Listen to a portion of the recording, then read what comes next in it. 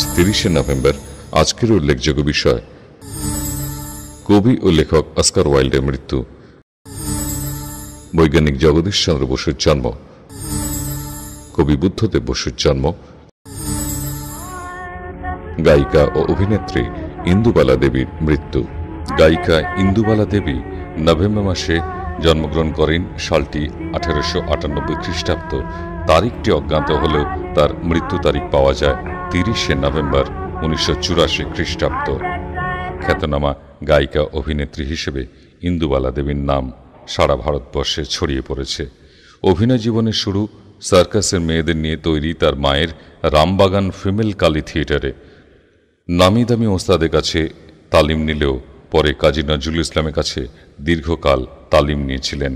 18 বছর বয়সে তার প্রথম গানের রেকর্ড ওরে মাঝি তরি হেথায় এবং তুমি এসো এসো হে।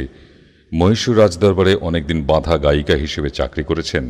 বাংলা মঞ্চে বহু নাটকে তিনি অংশ নিয়েছিলেন। শিশির কুমার ভাদুরীর সঙ্গে প্রথম অভিনয় করেন প্রফুল্ল নাটকে। স্টার থিয়েটারে নসিরাম নাটকে প্রথম দানিবাবুর সঙ্গে অভিনয় করার সুযোগ পান।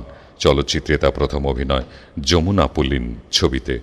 ভাষা জ্ঞানের জন্য বাংলা, হিন্দি ছাড়া তামিল, তেলেগু ও উর্দু ছবিতেও অভিনয় করেছেন ইন্দুবালা দেবী। 1975 খ্রিস্টাব্দের সঙ্গীত নাটক আকাদেমি এবং 1976 খ্রিস্টাব্দে HMV গোল্ডেন ডিস্ক ও আকাশবাণী থেকে পুরস্কার লাভ করেছেন ইন্দুবালা দেবী।